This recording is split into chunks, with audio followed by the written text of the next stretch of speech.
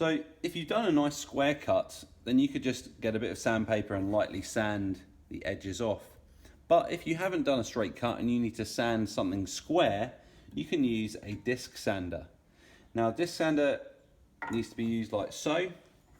We hold our material down with our fingertips, making sure it's pushed down into the deck, and we gently push it up against the disc as it's spinning.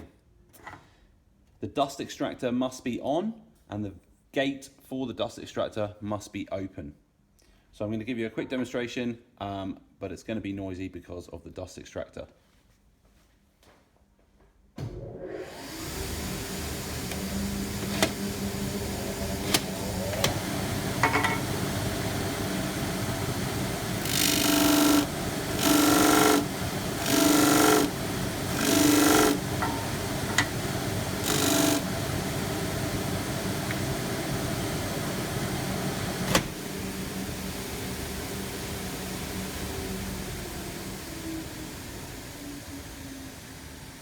So as we can see, you don't need to push very hard.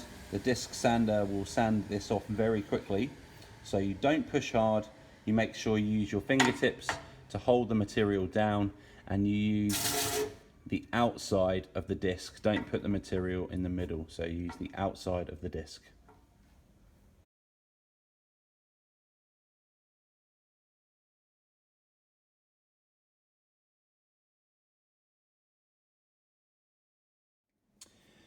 Now when using a belt sander, we must use the guard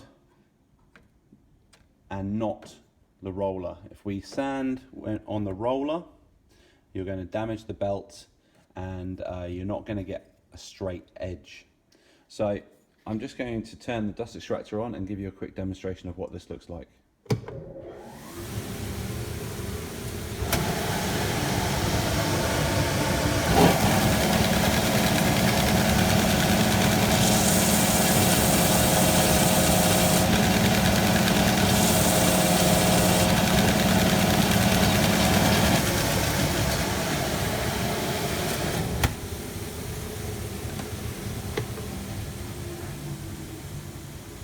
So as you can see, we're using this guard and this guide to hold the material. The material gets pulled into this.